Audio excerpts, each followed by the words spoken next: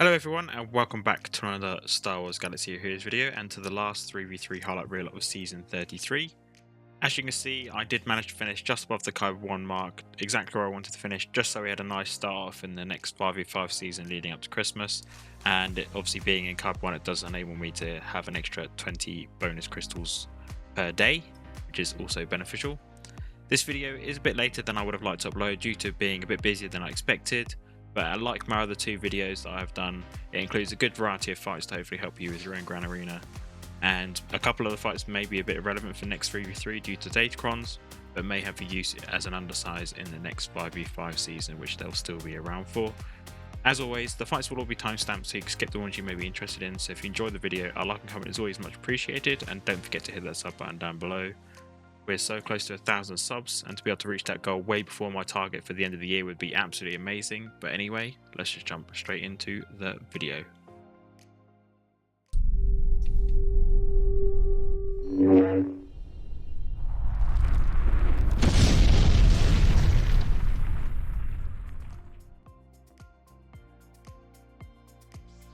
Okay, so first off we have BAM v CLS. This one was a bit unfortunate, you'll see why in a minute. Going to Whistling Birds and then CLS decides to remove all my turn meter off IG, or who I was hoping to do a AoE with, obviously to stack my Whistling Birds up, so we ended up with a lot less than I wanted.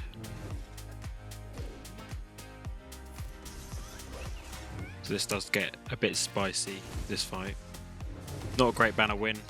Just showing all alternatives to try and get it done. Obviously you almost saw BAM almost died there. There I probably should have stunned CLS, just to stop him taking his turn, well, like making him skip a turn essentially. But it doesn't really matter.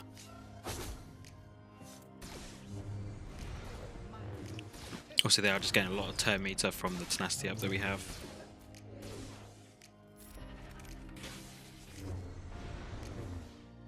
I thought I'd go Whistling Birds here because they got dots and burning, so Chewie should die on his next go, which he does, which is brilliant. And now, obviously we're just waiting to release the Whistling Birds. As you can see, we've got 20 stacks. And I was like, oh, let's put this on one time, see how much damage this does. And kills both of them for quite a lot of damage. So now we have Bastler, Jedi Knight Raven and Grandmaster Yoda versus a typical GG team that you see in 3v3. Quite easy. Obviously pass turn, obviously Yoda, do a jump and then do the spreading buff so you can spread the foresight and stop B2 from applying buff immunity to you. Then obviously mark him and kill B2 first, and then you don't have to worry about any of your other buffs that you may get being dispelled.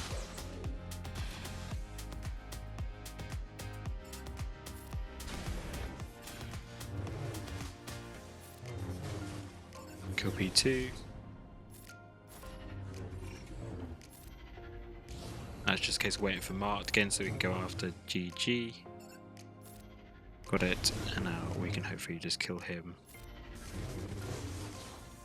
and get a nice full banner win.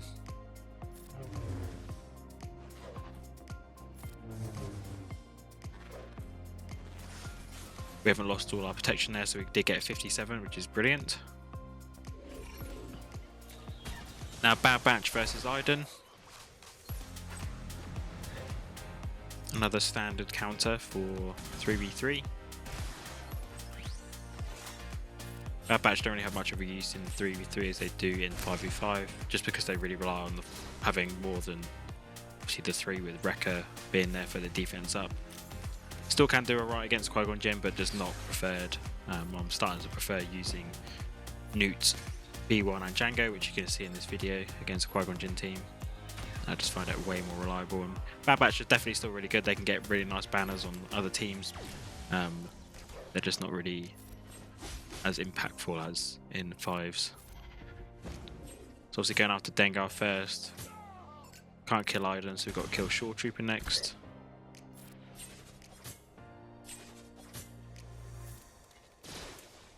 And Shore Trooper pops, then we get a nice double tap.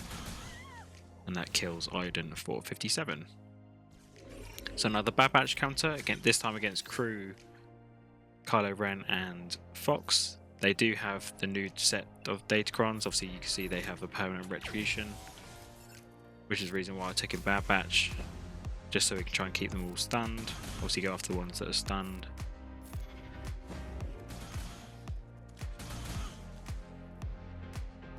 Not really anything to do here. Obviously got Daze as well, which is stopping the retribution from doing anything.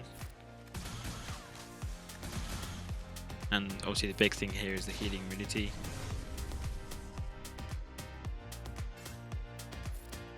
I thought I might as well cleanse Echo here and heal him up, or heal him up at least, not cleanse, sorry. Get the healing immunity and Daze reapplied. I'll go for a stun. Got both stuns again, which is nice.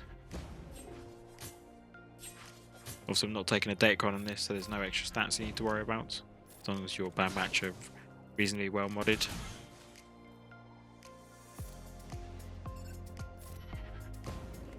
Thought of calling tech onto Kylo because there's Target Lock and he can double tap on Target Lock enemies with his basic. Tried to go for a stun, didn't land. And now we basic, hopefully to finish. Nope. Luckily we got dodged there, so we get a nice 4-banner win again. And the last Bad Batch fight is against a Raddus, Jyn and Cassian. This is with the Omicron as well. So this one, I do recall going quite badly. Wasn't a great counter. I think we lost Hunter, but we got Echo and Tech to full HP. I'm pretty sure Raddus actually gets to his ultimate here.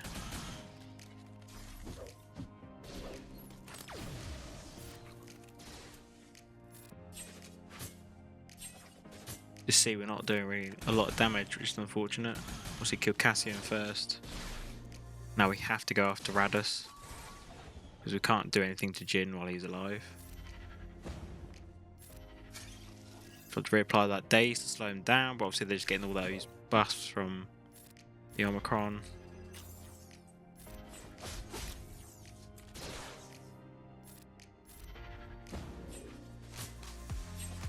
See, we literally just look like we're tickling him. Not doing a lot at all.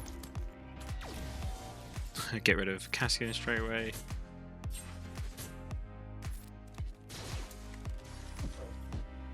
And that's doing the defense up damage as well, so pretty thick Raddus.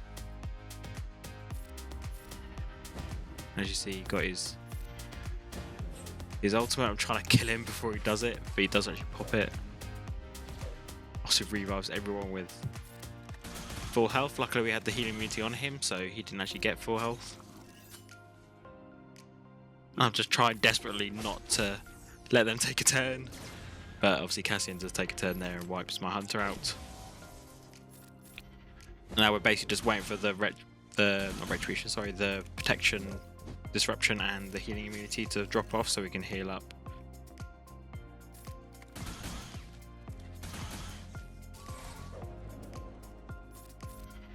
Just those extra buffs just make Raddus so hard to kill, especially at Relic 9.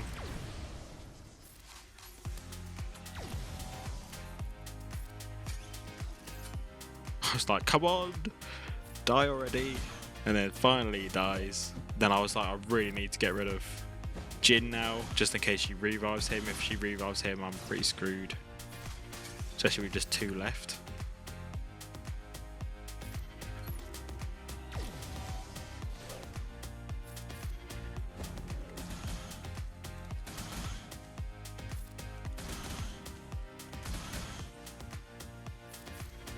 Now it's like calling tech to guarantee a kill, and we got 54, so not a great banner win. Definitely something I probably wouldn't advise going forward, but I just wanted to show it just so I could show you that it was doable.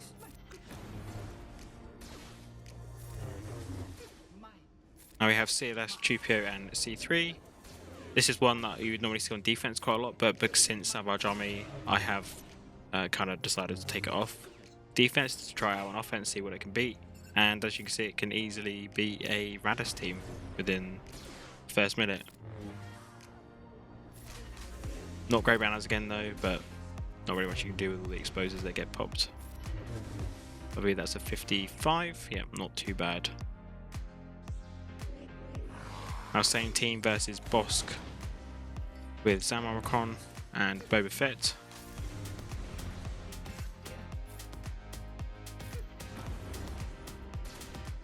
I can't remember if this is the team I was trying a bunch of different stuff on, or whether it was a one shot or not.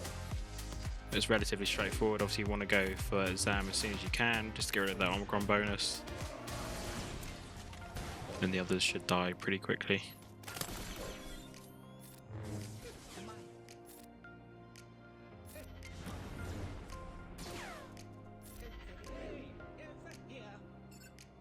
Save the call to action just because I'm probably going to need to heal near the end.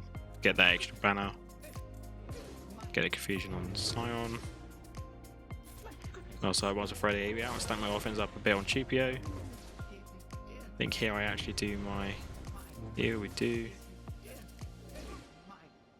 Then obviously that middle ability with the blind does heal up protection as well.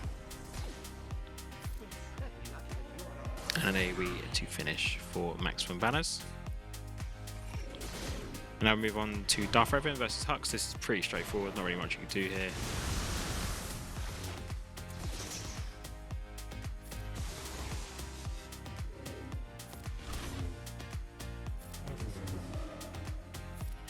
And they are dead for 57, which is one less than max. Obviously DR didn't have full protection. Now this is something that's not going to be around next season for at least 3v3, which is the Dashcron.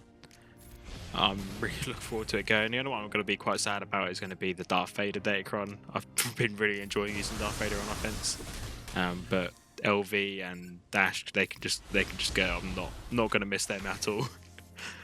But the whole idea of this team is just to keep Dash a bit under control, using the fears to your advantage. Obviously, stop him taking those bonus turns that he gets when you take a turn. And luckily we didn't get our Malak wiped out like I did in one of my previous highlight videos.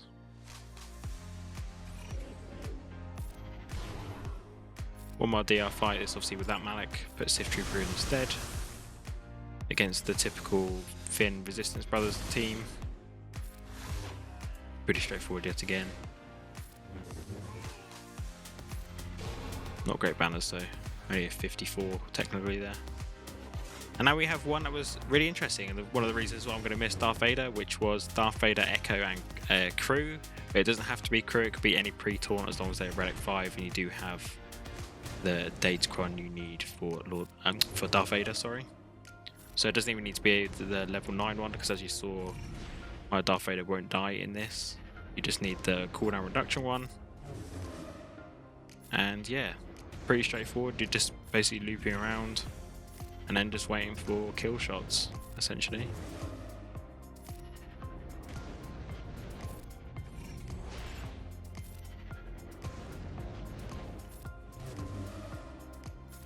One of those things where I was saying that Echo and Bad Batch in general don't really ever use in 3v3. Here he has a really good use, obviously for the days and the healing immunity to stop the Galactic Republic getting tenacity up. Well, they do get tenacity up, but obviously dispel it so you can start to land the dots that you need to on Darth Vader.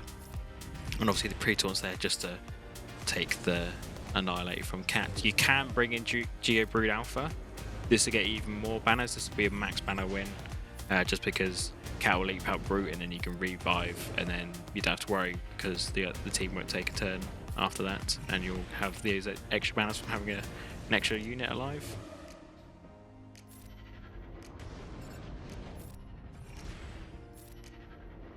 This is a team I think will actually have a fair bit of use in 5v5 season that's coming up before Christmas. I do think this will be a nice undersized win against JMK if you do come up against one. The only thing is obviously you'll have to use Echo here just for that dispel, which kind of ruins your Bad Batch team if you have a decent Bad Batch team. There's nothing saying you can't run like Shark Batch on defense and keep Echo for offense for this very purpose. Now we're getting to a decent amount of dots, so I'm thinking about throwing my saber, just trying to get everything lined up properly. Throw Saber at JMK did so much damage, didn't even pop up on the screen. Then we do it again. Rat Mace, basic. And obviously as soon as Commander Ahsoka Tano takes a turn, she dies because she has so many dots on her. Now we have a couple of Darth Vader solos coming up, I believe. First one against the Dooku Nest Talon team. It's quite an old team, though I've ever seen this on defense before. Only a Gear 12 Nest, so she was really easy to kill. Now we're going to Merciless Massacre, smack Dooku. 4 dots. Nice dodge, and then a throw to finish for 59 banners.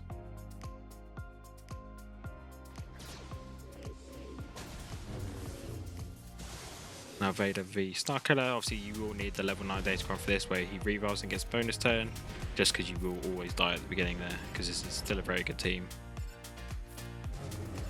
You're just fortunate enough to be able to loop it. The same principle with the JMK fight here, just waiting for the right amount of dots to throw the saber at. Starkiller obviously using an AoE on him when possible, just because he'll counter you if you use anything else, especially if you don't kill him with a cannon blade.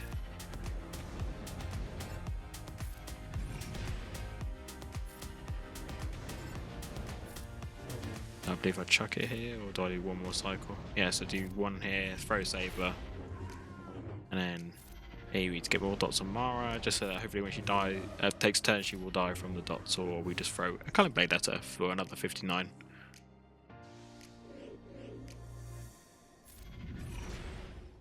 Now Vader v Padme. Luckily for us, Barriss is on the other team, sorry, so even when we're critting the enemy team, they are healing a lot because of Barriss's Zeta. It does allow us to actually stack up more dots than we probably would have done if she wasn't there.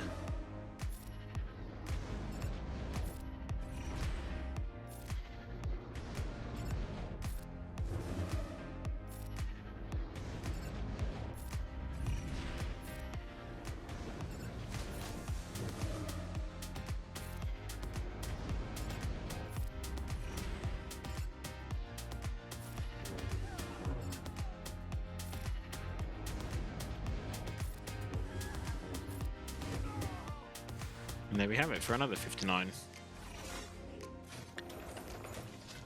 Now we move on to gas. This is my only gas fight of this video. I'm not a big fan of using gas in a 3v3 format. It just isn't great banners, he never is. He's still a good team though, so he's very good at like cleaning up GLs and that sort of thing.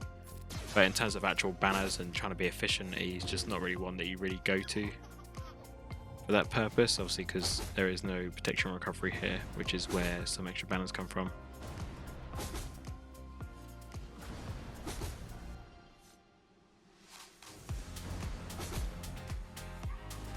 We got it timed really unfortunately for us, obviously gas that down and then Rex ate the last force push thing that Maul does. So a bit unfortunate there.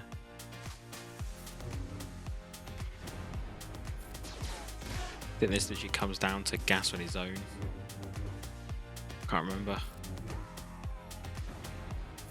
I know it's not, it's just those two live, but only 51 banners, that's not great banners at all. Now Hux with First Order TIE Pilot Omicron versus the usual Finn Resistance Brothers team. Very easy. You'll literally probably always start because obviously the extra speed you get from the Omicron and the amount of damage you do is just pretty crazy. You can take in another attacker rather than FOST. I just took this comp in because didn't have many First Order options.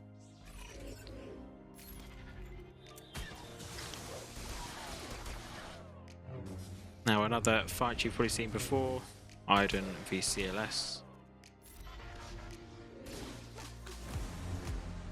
Can't remember how this one went.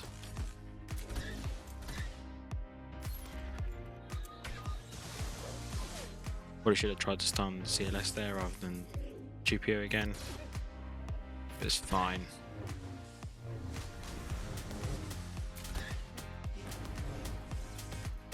It's super annoying dazing my and stunning my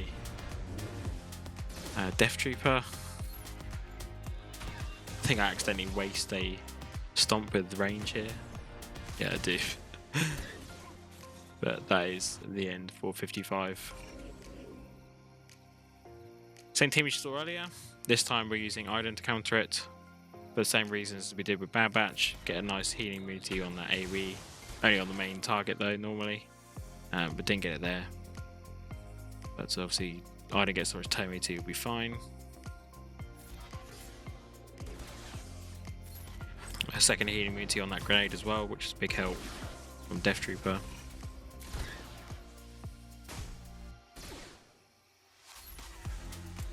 Do really enjoy using Iden on offense. Obviously, she can be really easy beaten by one power on defense. Just finding her more useful on offense these days, especially against a lot of like B teams like you're seeing now in 3v3 and 5v5 format. And she does work really well at low gear as well. So say if you have her like gear 10 or 11, as long as she's like 4 stars, you'll probably get a decent amount of usage from her on offense, just because of the amount of turn you get. Some of your other Imperial troops that you're using are pretty decent, with a couple of relics at least. Still beat teams like Mothra in 3v3 and 5v5 format. Now we have the start of my JKL testing I've been doing the last couple of weeks, just to try and show some different options, just in case some of you may not have JML but do have JKL that want to try some team counters out. Obviously, because a lot of the time you do see JML and JKL used together now. I just wanted to mix things up and try some different compositions.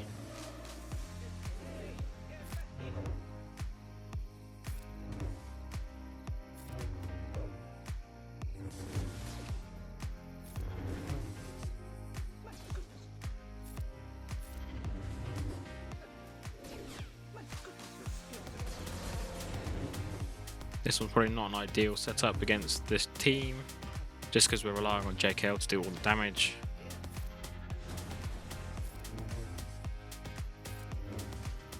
Obviously, as you can see, it's not working out too great at killing Chewpio pretty quick, but we do get him down in the end. Obviously, Barriss' 8 is coming in handy as well.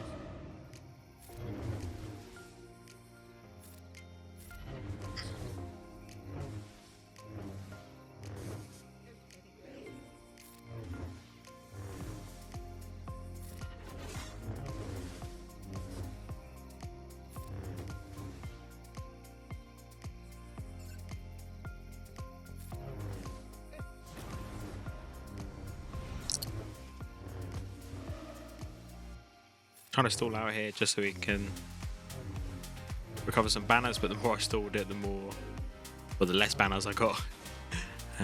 So we only ended up with 53 there, which isn't great. And now we have Jedi Luke with Hermit and Mace versus a Cadcron. This is the first time I ever came up against Cadcron, so obviously he's gaining extra damage based on the amount of allies that he has and the relic levels that they have. So as you can actually see in this video, it's actually hitting pretty hard, so I do think this will be pretty useful in a 5v5 format.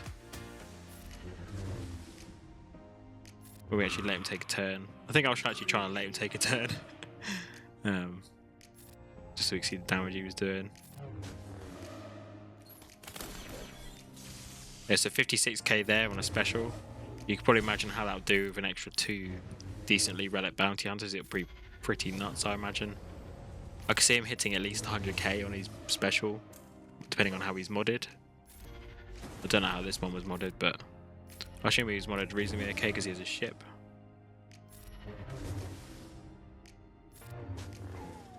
And there we have it for maximum banners. This one was quite funny. I was telling you about how Mace was great against Malgus, so I just kept this one in because I just found it quite amusing that my Mace died right off the bat, and obviously that's just down to the competition they had and the modding maybe I do have on my Mace probably isn't optimal, and normally you want them to go for JKL at the beginning with the leap just because it does less damage to him.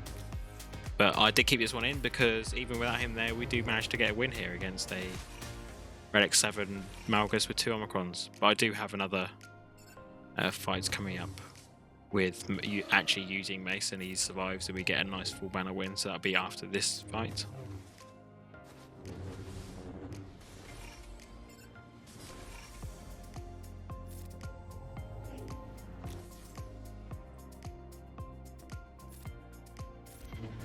Tried to land a blind, didn't get it unfortunately.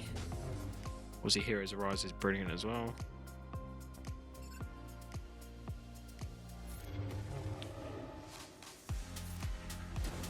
Go for a stun.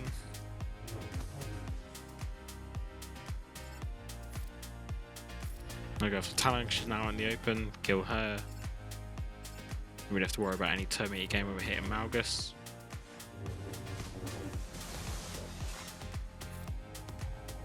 That was a bit of a waste, I missed the shock, so it obviously didn't heal as much there.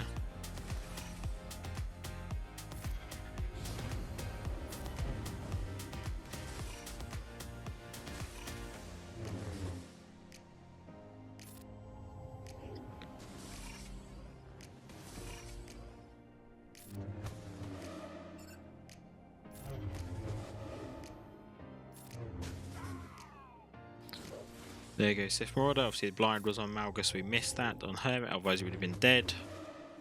And now it's just a case of cleaning him up.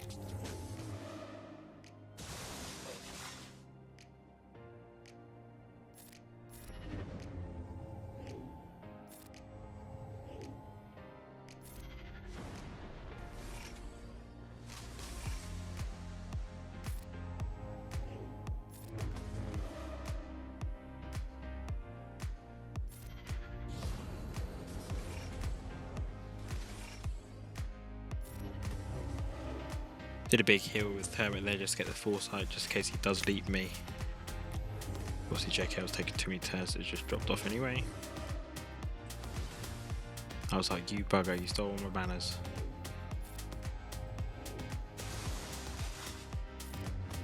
So I steal even more.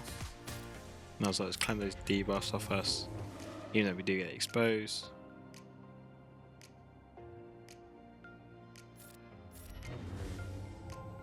Thinking about stalling it, just try and get some of those banners back on health and protection, but it doesn't look like we're going to get any, so I was like, sod it, I'll just kill him.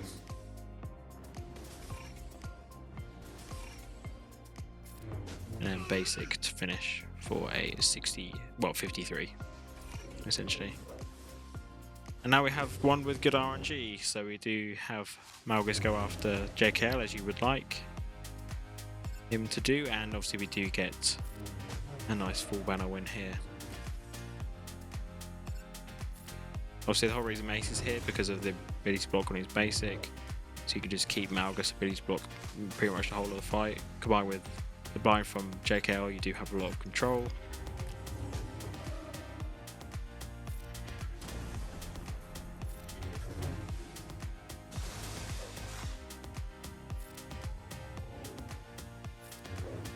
Obviously I'm a bit unfortunate there to get deflected, but always passing Heroes Rise to Mace now, just so we can get that ability to block.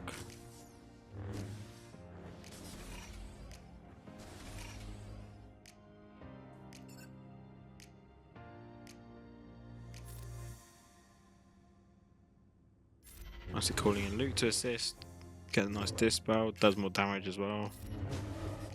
Well, obviously does more damage than Hermit, but I'm saying it just has more use there.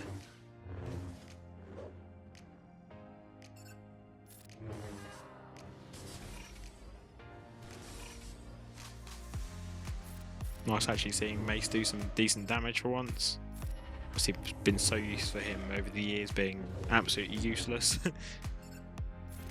Other than being added fleet and character GP, that was pretty much all he was good for the last, how long has he been reworked now? About a year or so, so the last 6 years or 5 years or so he's been absolutely useless.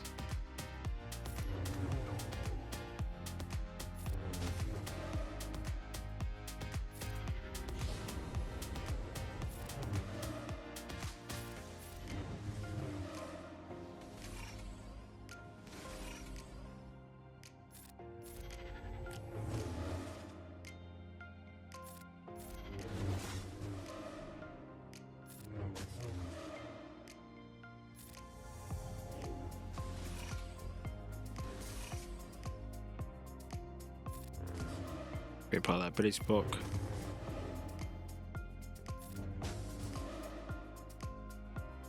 I was like, we're full health here, I'm just going to try and basic him to death.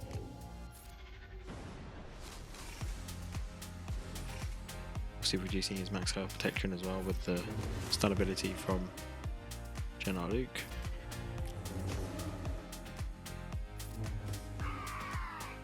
Now we have it for full banners like I should have done in the first fight. Now we move on to Gen Knight Revan. First fight against Finn with the Resistance Hero Brothers. Pretty straightforward, obviously get rid of Finn first just so you stop all the counters.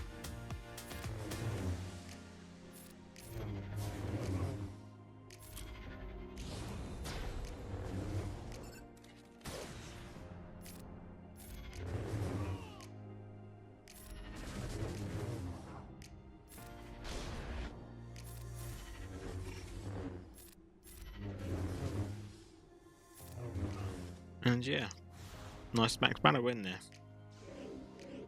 Now we move on to Gen Knight Revan with Jodie and Grandmaster Yoda versus another Raddus team.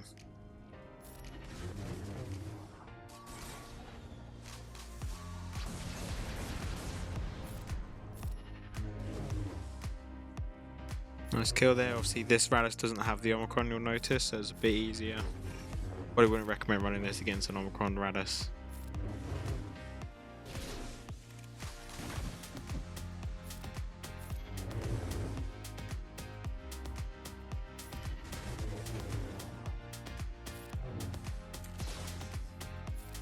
That's just a case of killing Raddus first, of course.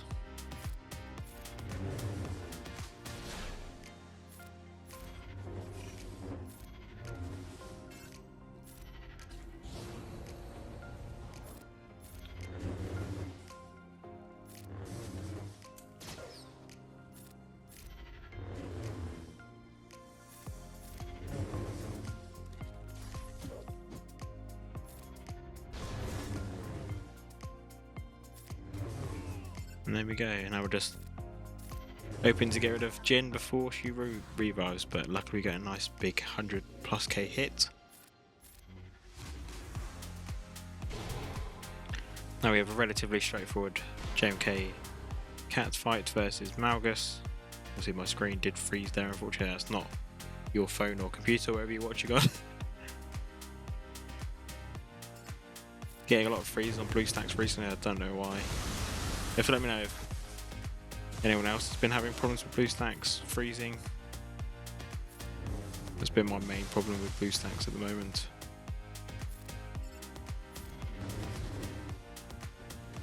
Bit unfortunate there not to kill Barriss off the middle special that we did. The follow-up does kill her, so that's fine. Then I'm essentially just waiting for a turn with Cat to actually use my leap. Been quite unfortunate to keep getting feared at the moment.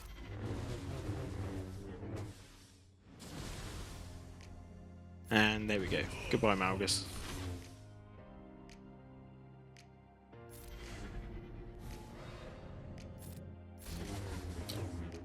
Do I pop the ult there just for a bit of healing?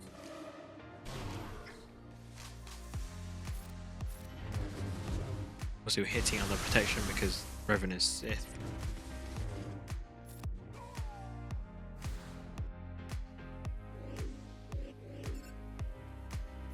Now we have one that I've never actually done before, but she was possible, and that was a JMK solo versus Qui-Gon Jinn, Anakin, and Cam. Which you're about to find out it is. That was just a bit of a waste. I shouldn't have used that while I had healing immunity. I'll see a nice dodge there.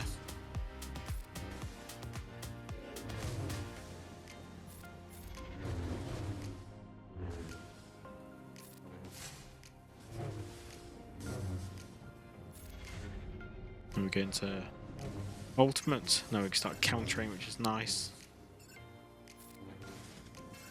Kill Jedi Anakin, and then that's the threat dealt with.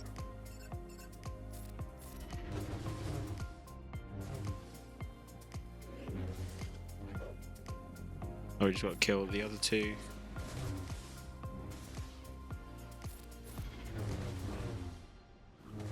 Boom, and then I don't know if it's one hit to kill Qui-Gon. Yeah, there we go. 178k for 58.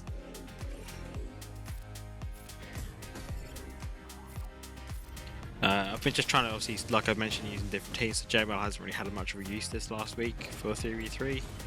So I kind of just stuck this team together to try and get some decent banners. Obviously shield tech on JML to keep him taunting, and then med pack onto Nest to help with that health and protection recovery as well.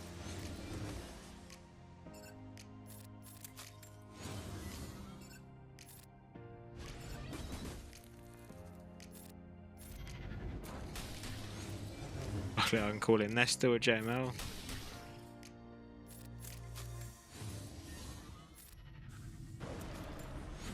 Not sure how that didn't kill Scav, she was so low already and she's literally a glass cannon. More glass cannon than Ben Solo is at least.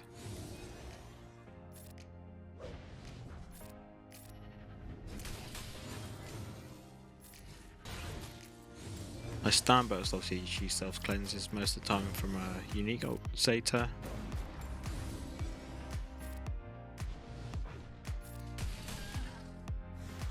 And there we have a full mana win.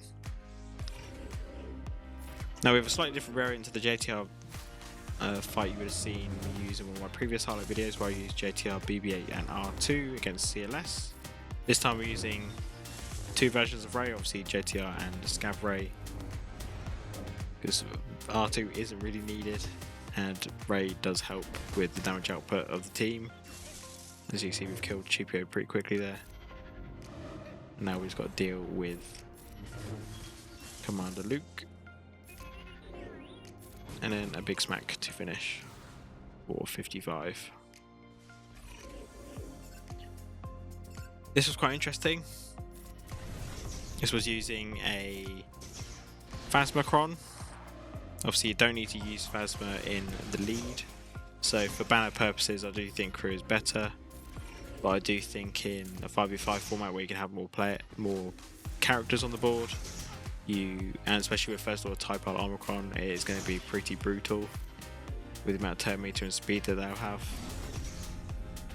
Probably some potential there for maybe beating some GLs in obviously a Grand Arena format, because they can already beat LV in Territory Wars. That's obviously with Phasma Omicron as well, which unfortunately you don't get the same bonuses for in Grand Arena. But it's still a very good team, even with the Dashcron. The only problem is that Phasma just kills her own banners, because she's losing health every time she takes a turn, or a bonus turn I should say.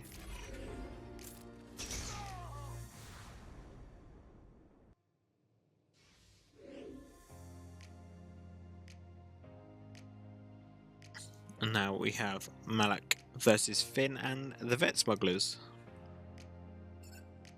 So this one was pretty straightforward. I was kind of worried about getting stunned.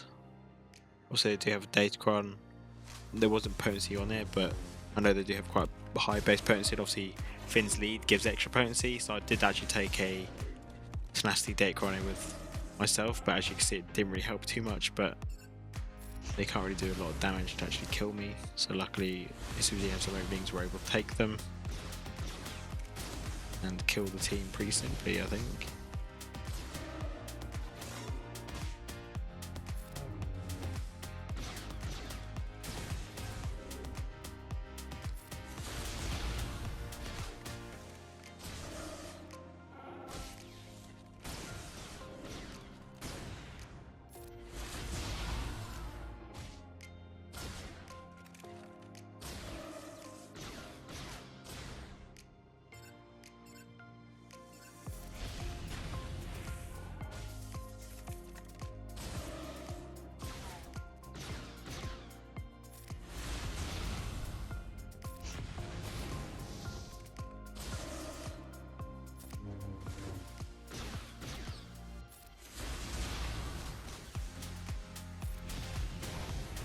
And there we have it for maximum banners.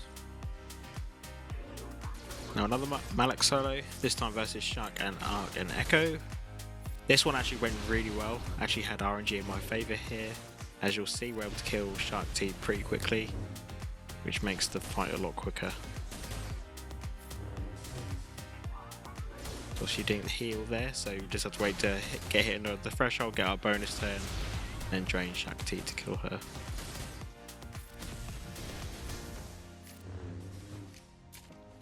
I'm just going after Echo because our counters.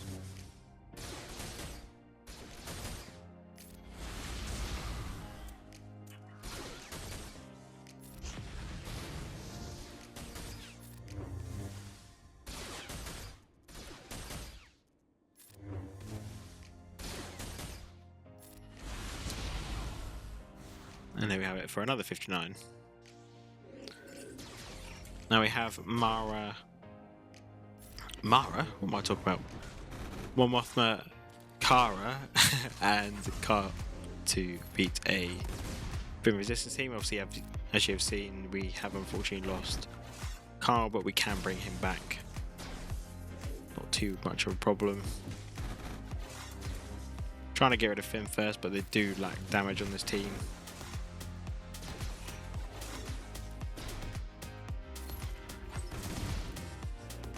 Luckily we got Dispel from the Trooper.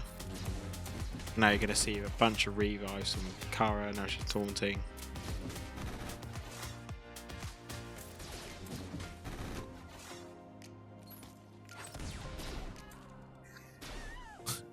Two back-to-back deaths. Good old potency up. Really trying to kill off Finn here, but just not have any luck. And we finally get him down here, luckily. So we can switch our target over to Poe. So obviously, as you can see, he's being the most annoying, killing Cara all the time.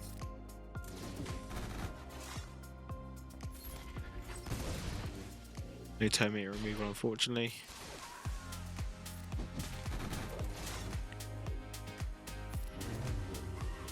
And nice big save throw to get some balance back, so that would have been a 56 there. Obviously, like I've mentioned in my last video as well, I did do more experimental stuff in these Grand Arenas just because I was just wanting to try see if I could find some different counters or use some of the counters that you may see on GG that might be as common on YouTube, so you all have some sort of reference point to use hopefully for future Grand Arenas or existing ones. Obviously if this would have been a week 1 or week 2, the season was still active. But there are definitely counters in here that will still work going forward in just a normal game mode outside of Datacrons. So it's a bit of a weird team here, Jango, Kuiil and IG. Same team again though, Mon Mothma, Cara and Kyle. Obviously going after Jango here, you know, from any of you guys that have been around for quite a while that do not have the best relationship with Jango, especially with him ruining my chances of getting good banners or winning. He is a bit of a pain. Also, I'm just trying to get rid of him first. And I'm also trying to make sure that none of my team doesn't have any debuffs on me, so that Jango can't double tap with his basic. And I thought I was going to kill him, but we didn't get a crit, unfortunately. But we do get rid of him there. And now we just go after Kuiil whenever we can. Get rid of him first, then IG is pretty easy after that.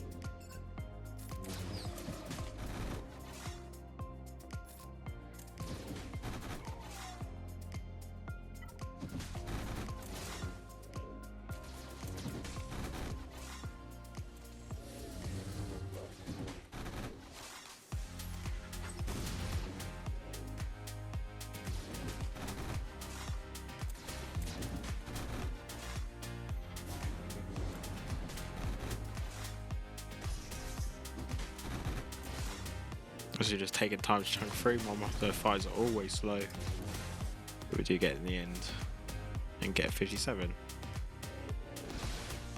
So now I'm trying a different team to what you usually see. This Cassian and K2 team can beat GG, but they can also beat Nute and Jango, which is also a very common counter using Cara and Kuiil. I just wanted to show some different options because I know a lot of you will be obviously relicking up your Rogue One. Potentially, you'll definitely be doing Cassian, obviously to relic 8 for Profanity, and then K2 is probably a good one to actually do as well at the same time, just so you can max out that ship and obviously help out your Rebel fleet as well. Obviously, it does give you more options for the character side, which you're seeing now. So obviously, go after B1 first, like you saw. He's going to just keep healing up the team because they don't do a lot of damage, so he just needs to die first, and getting those stacks down is pretty straightforward. Also using Cassian to keep Jango under control a little bit, have to dispel the Extortioner whenever we get it at the moment.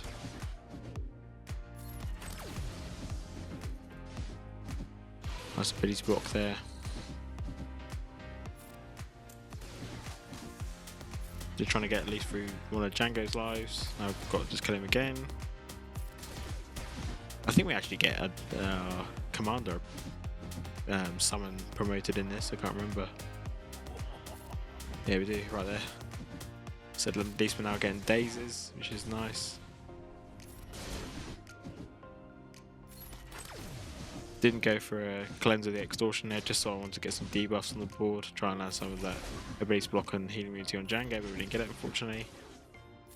And now it's just a clean up really. Trying to cover many banners as we can. Obviously got kill Nute again. I believe you do get full banners here, which is always nice. And hopefully it gives you guys another use for your Rogue One team that you may not be using with Raddus.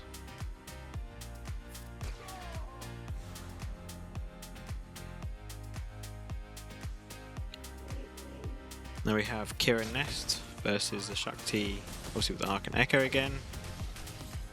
This one was a bit dicey, but is doable and is reasonably good banners for what you have to sacrifice at least.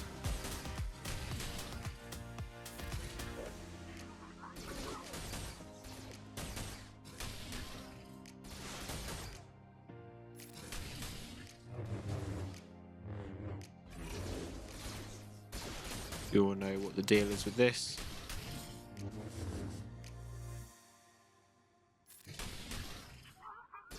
Trying to kill Shakti first just because she's going to keep healing up the team. And she's just going to be super annoying once she's dead. Everything else should just fall into place.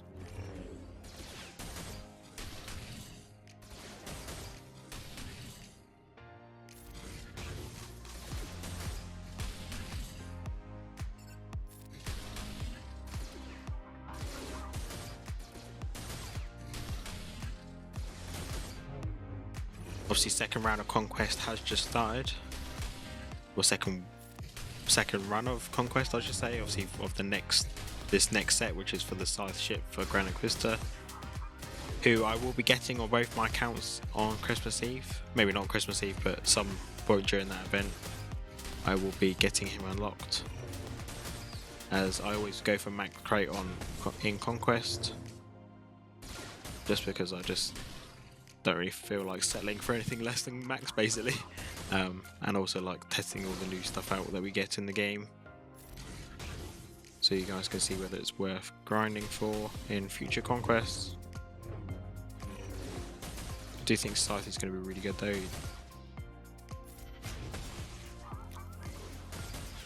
Was a really good ship in that Galactic Challenge we had recently, but obviously we don't really know how that's been tweaked or anything, but is looking promising for a second Empire fleet, and obviously has been mentioned that's going to be really important in the new TB, obviously alongside Grand Inquisitor, so that's the reason why I've been going for him.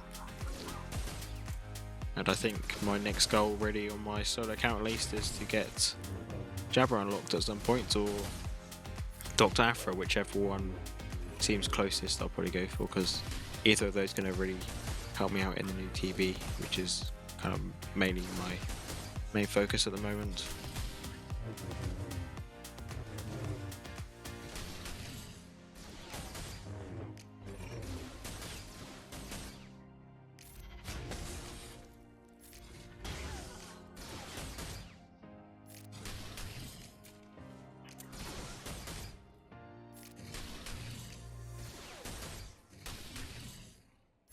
Obviously, just ignore what you saw there. Nest didn't almost die. That was just a glitch on the screen.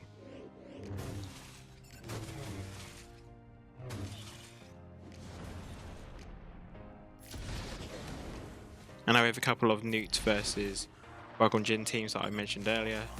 More of my favourable 3v3 counter. Obviously landing extortion there onto Anakin, obviously getting him as low as possible, and then nuking out Qui-Gon, because for some reason Anakin's AI tends to prioritise getting rid of extortion over doing the AoE or doing big amount of damage. So luckily we do tend to be able to kill him before he does any other turns after Qui-Gon Jinn's dead. But the only problem with Banner Sealers now is obviously we'd have to deal with Ki-Adi-Mundi with his Retribution, and even in that form, under the Omicron, he still does a lot of damage. So trying to stall out as long as we can, recover any banners that we can, but I was like, we're just going to go for the kill here, just so I didn't steal any more banners or kill any of my squad. Now we have a rerun. Exact same strategy really. Extort General Anakin. Obviously sometimes your Nute may die, which is unfortunate, but get a burning there. And then we go all in on Anakin. Increases cooldowns as well. And now we nuke Qui-Gon. And obviously he's cleansing exhaustion again, so didn't take any hits there. But we did take a massive 376k hit to Jango's face from Cam there. Didn't quite get the finishing kill with Jango, so we didn't get the full protection recovery or the bounty had to resolve back, but now that he's dead, this is a pretty straightforward killing of Cam.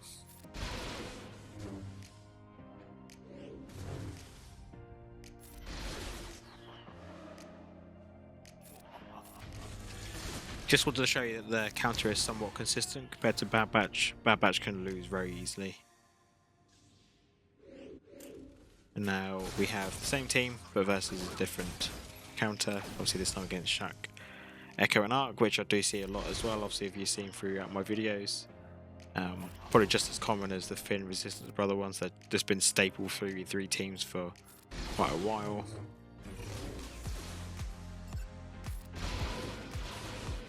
Almost killed Shakti there, but do get it done there. Only problem with this is that you are likely to lose your B1 just because of the counters, and you can't really do a big AoE. But it's a relatively cheap counter for a pretty decent defensive team. Obviously the optimal team would be to just Malak solo like you've seen, especially for the best manners. And in terms of non-Galactic Legend counters. And last but not release for the Nute fights, we do have a JTR and Resistance Hero Brothers there. Nice big nuke there from Jango to kill Finn. Obviously he was priority target at the beginning.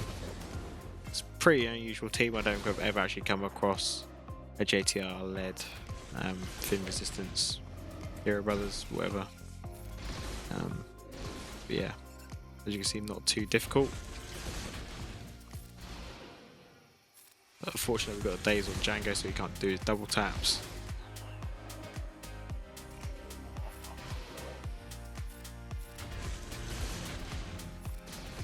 Then JTR's dead, and we get 4 banners.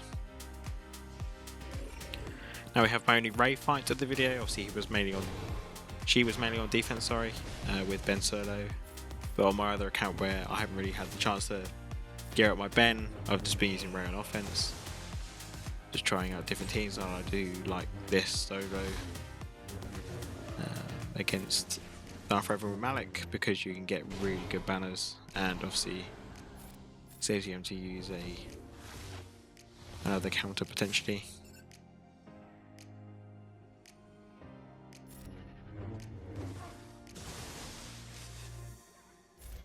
Went into ultimate just to get a nice finish, and then blam for 416k damage. And now we have Savage Omicron versus Hux with first of all TIE Pilot Omicron and Red. Obviously, as you can see, they do have the Datacron with the Retribution, so this was a fight that took a lot longer than it should have done. I think we do take the full 5 minutes, but I just wanted to show you how it went. We obviously are going to try and get rid of Hux as quick as we can because of the dominance status effect that he has, I suppose. Or status effect. Status effect. And you'll see it's quite frustrating. Must have been some health steal on the Datacron, because we are just trying our best to try and get Hux to a 50% threshold so we can do the big jump, but just not getting there. Obviously every time we got close, Hux just healed back up. We had to start all over again. I was just checking the Datacron to see what was going on, why they were healing up so much.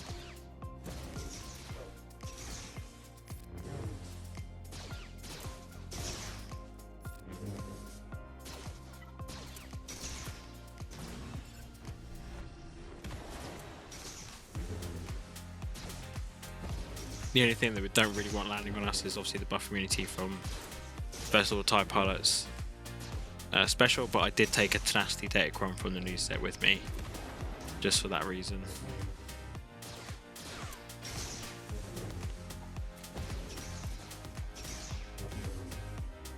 Finally got him under a yellow, and then he just heals all the way back up yet again. So we just spent 2 minutes just smacking Hux.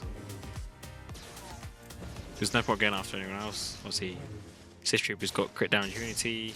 First of all, TIE Pilot's just hid under Foresight the whole time. Just made the most sense to me go for Hux. Maybe I probably should have gone for Sith Trooper. Might have helped me. I don't really know, but we still get this done anyway, even if it does take us a while.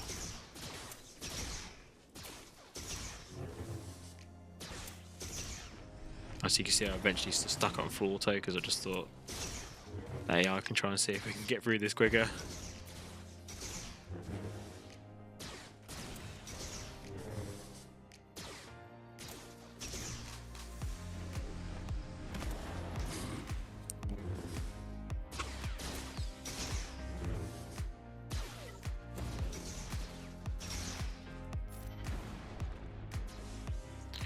Thought I'd try a leap and typical. Obviously when I needed it, I'd already used it, so bit unfortunate there again. Obviously 3 minutes just smacking Hux, like come on, we need to get him in the yellow. I was just like, I'm gonna keep throwing out my special because it was doing more damage, just to see if I can get him lower. Just every time he just kept healing back up, it was so annoying.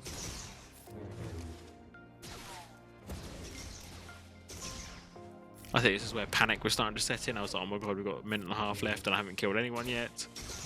Hux is always so low. Specials on called out again. Then obviously go back up to above the 50%. So I was like, so I'm just gonna basic, hope that he doesn't use his heal, and then I can do the thing, but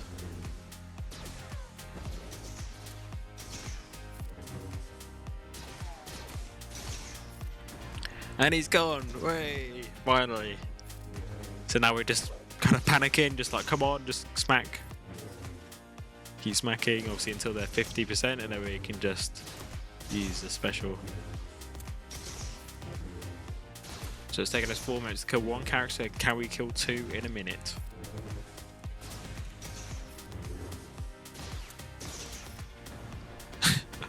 Was panic pressing there, so I accidentally pressed the special when obviously just healed just above the 50%, so it didn't do the massive damage that it should have done.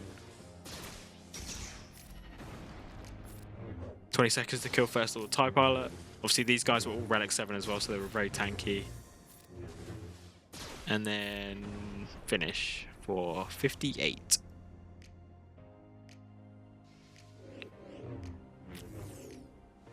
And now we have Savage versus Nute, Jango and Dooku.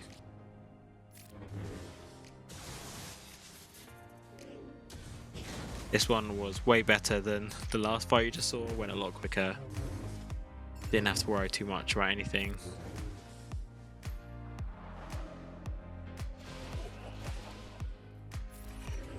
Also, I'm just getting rid of the extortion because that does slow us down quite a lot and reduces our offense output, which I am going to need if I'm to get through this quick enough, especially as he's on his own.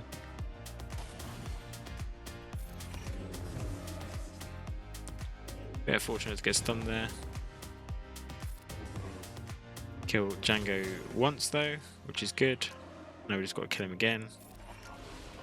Close the extortion again.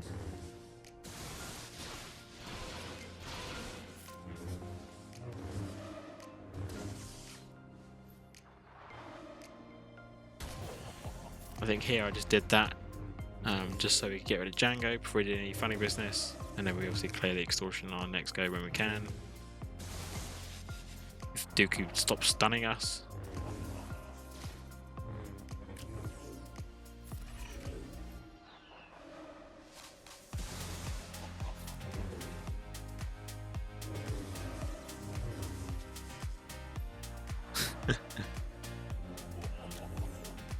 And leap, and then obviously he comes back for his second life.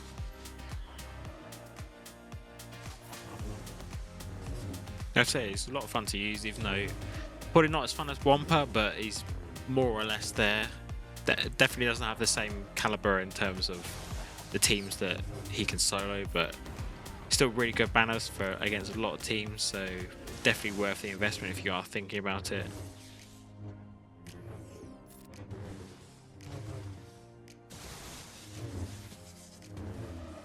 Obviously the biggest thing with smaller accounts is that you may be looking for places where you could save using a full team, and Savage definitely offers that. Sometimes you may just need to relic him up more. Mine's only relic 5, taking him to relic 7 will probably be obviously really beneficial for the smaller accounts. But you will need him at relic level, especially to beat decent teams. Obviously depending on your level you can get away with lower levels, but obviously I would recommend just getting him as high as possible. Just to help you out banner wise in Grand Arena, help you climb up and increase your crystal income. And obviously that means you can spend more on developing your roster. As in spend more crystals in game and store currency and other things that other projects you may need rather than rounding out all your teams to fill up the zones. Obviously there's going to come a point where you will hit a wall where you won't be able to progress much further unless you do put a lot of investment into your account, maybe get another Galactic Legend or something like that. As you see, another 58 there, so getting really good banners. And now we have a C versus Dashcron squad, obviously with Han and Chewie. Obviously linking up Dash and Chewie here because Dash can take a bunch of turns, so our ultimate is going to charge up really quick.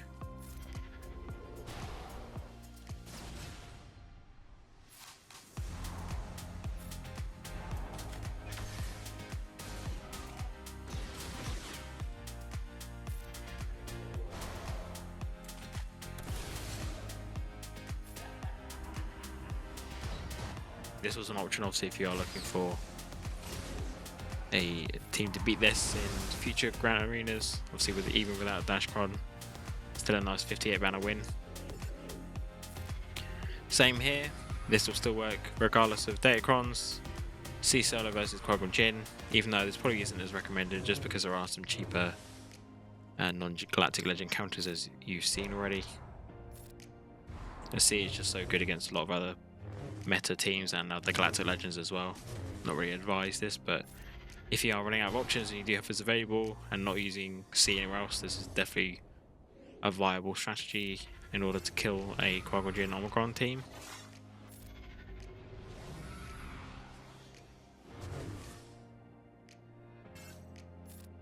I think here I don't even go into Ultimate, I'm just going to stay in my regular format just so I can get my protection banners.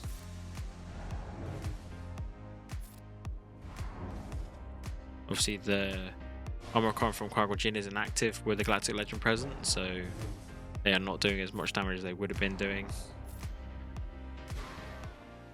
And there you go, we have a nice 59 mana win. And now for the last C solo, this is against a Raddus team with Jyn and Cassian, which you've been seeing a lot in this video. And same again, relatively straightforward. Obviously they do get a lot of turn meter and take a lot of turns, so we're going to get our ultimate pretty quickly. And obviously once we get that, Jyn can't do anything about it because obviously the 2 Link guys can't be revived.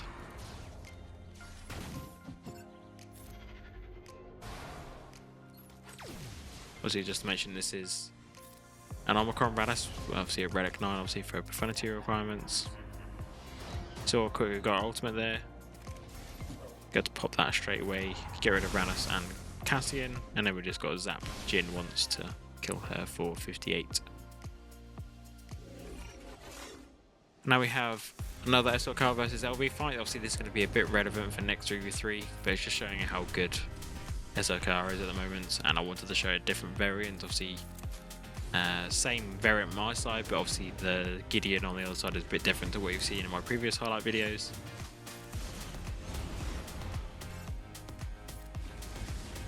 And obviously you don't need to worry about Gideon so much because his debuff doesn't work on SWGOH, so he's not getting that 50% penalty to his offense or whatever it is. That is 50%, it's either that or 25, I can't remember. I know it's quite a significant nerf to damage output. That's why he's used so much in these different Empire squads.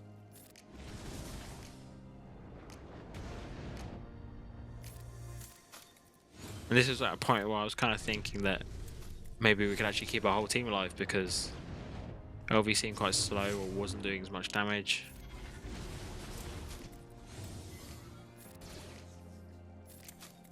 I do think we do end up losing a couple. I think we lose Wat, and then FOS survives. Obviously the biggest problem is not being able to use our AoE during the ultimate, which obviously cleanses all those dots off.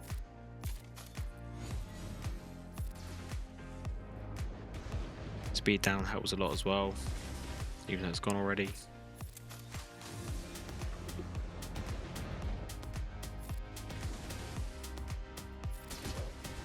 But I was like, come on, we can kill him before he kills any of us, but...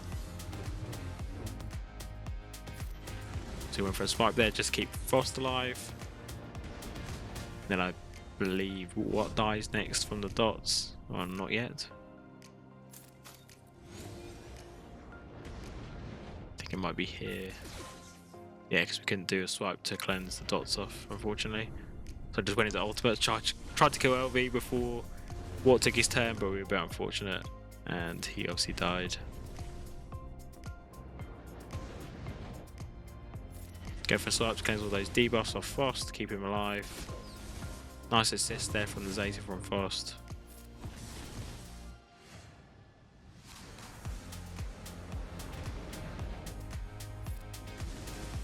I was like, come on. And then smacked finish for 52 or 62, but obviously as a first attack. And now we have SLKR Kron versus Malgus, a Relic 9 Malgus with 3 Omicrons versus a Relic 8 Malak, obviously a Relic 7 Marauder, and it's just a solo attempt. So you see how well this will go.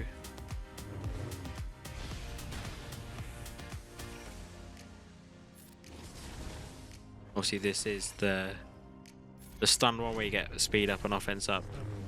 Obviously didn't get it there because that's shock, but would have got it normally.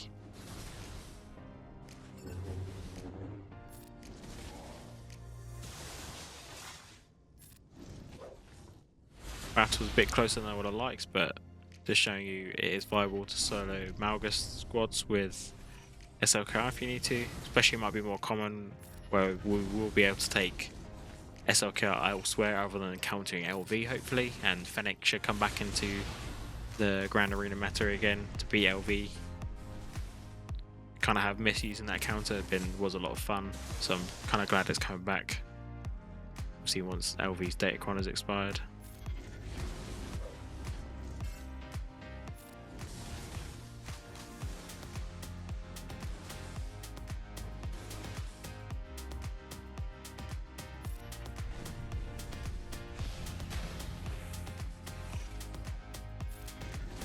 I'm just going for a swipe. Obviously trying to kill Malak. Just refusing to die.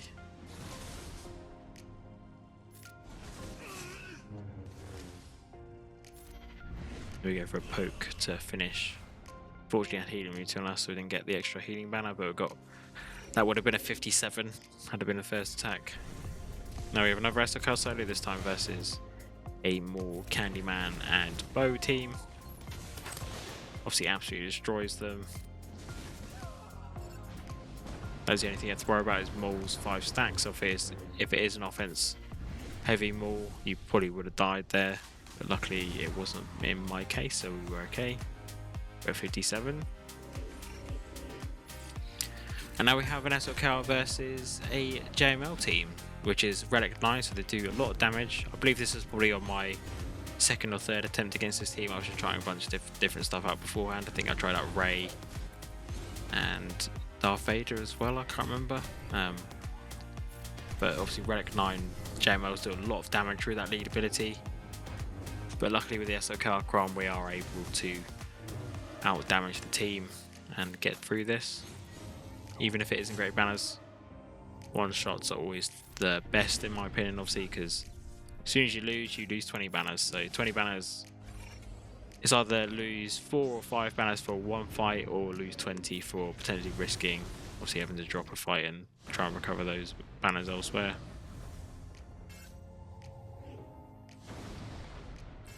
Obviously about analysing the risk, whether it's worth it or not, in order to try and secure a win and save a team for something else.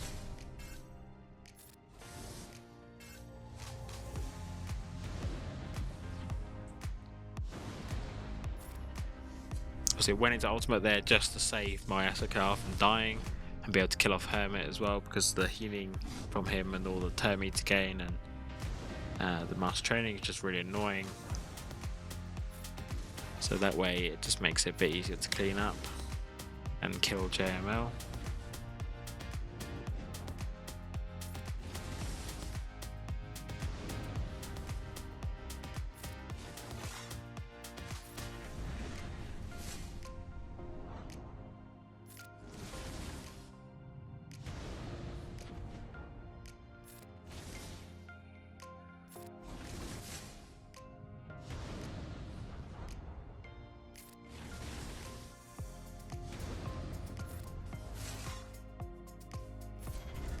Then we go into ultimate to finish JML for what it would have been a 52.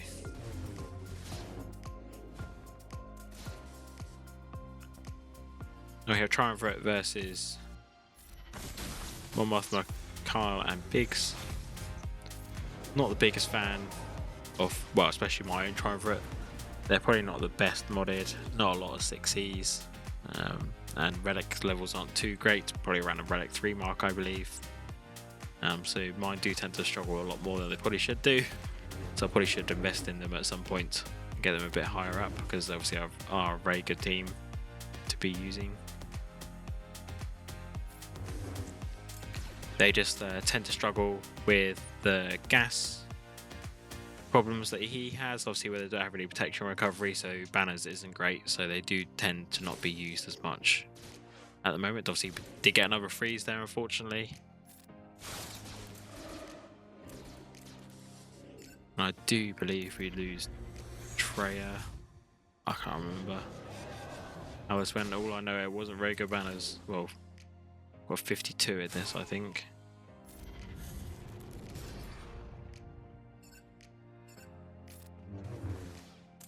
Going after someone, just trying to stall out a little bit.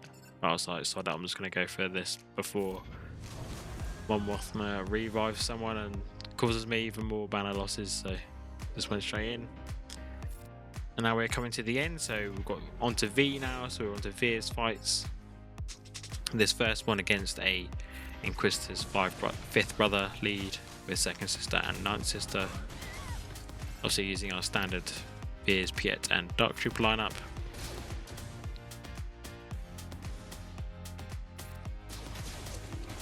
As you can see, it's probably the case with most fights that you do with Dark Trooper. Just punch things until it dies.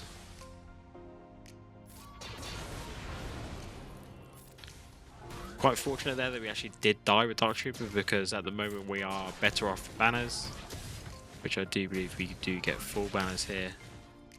So those dots and the burning, wherever it was on Dark Trooper, actually helped me out there, so I got max banners. Then we have another fight versus Maul, Candyman and Poe again. Same strategy as before, obviously just punch things with Candyman and they die. And with Candyman, with Dark Trooper. I was about to say Candace was only gear 12 in that. But that was a Relic 5 Poe and obviously a Relic 7 Maul, but no match for Dark Trooper's power. So 56 there. And the last one before we go into the Wumpa fights is against the CLS Chewpio and C3 team. Same thing again. Punchy punch. Till the things you punch can't move. Or have disappeared from the board. Bit unfortunate there, but kind of works in my favour, so I was kind of not going to go for a basic just so CLS didn't counter, try and see if I could keep my protection. But obviously didn't get enough damage output there to actually kill him. Bit unfortunate again.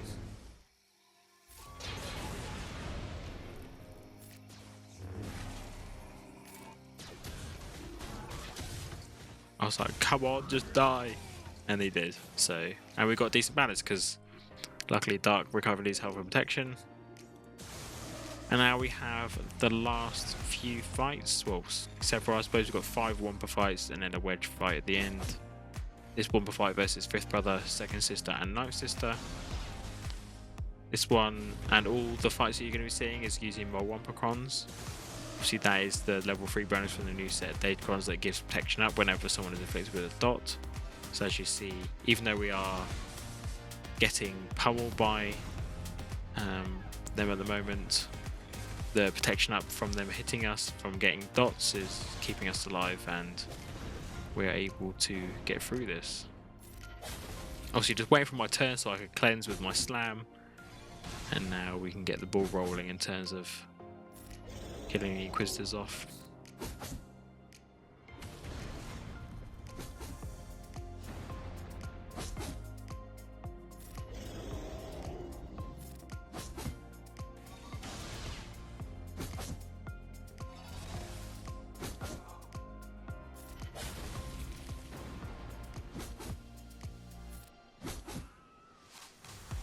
And then we have it for 58. Now we have Wumpa v Poe Zam. Only thing you have to worry about now with this team is that obviously Boba does more damage on his execute when you have more buffs and stuff on you, so the stacking protection up can prove to be a bit of a hindrance in this case, but if you can kill Boba off quick enough and there isn't any taunts or anything blocking, you should be okay to get a nice easy win here. As you can see, we're getting got stunned, but then Dengar died to the dots he had. Now we have Wumpa v DR. Obviously this doesn't really work against the Malak version, but with Talon or anyone else here you can use Wumpa. Relatively straightforward fight.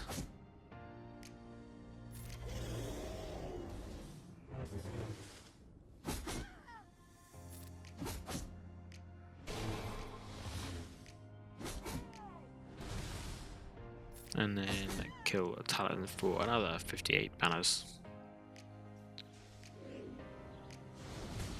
And now we have probably one of the most inconsistent Wumpa counters at the moment, but it has got a bit easier since this stage concept has arrived, obviously with the protection up like I mentioned, and that is obviously Wumpa v Emperor Palpatine and Starkiller, especially in the 3v3 format.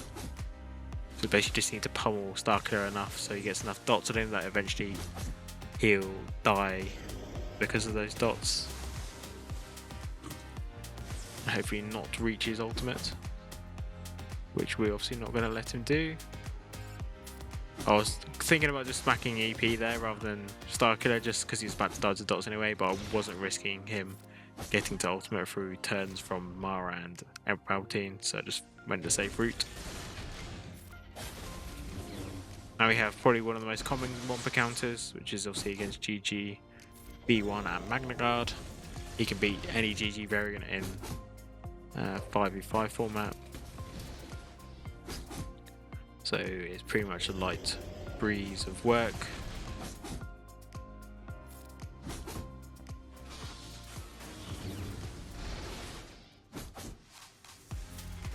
So as you can see, it's really straightforward.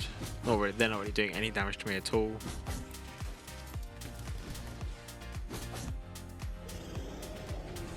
Put on full auto as well. Just because I know there's no risk with this team. Gonna win pretty easily, it's just gonna be about time.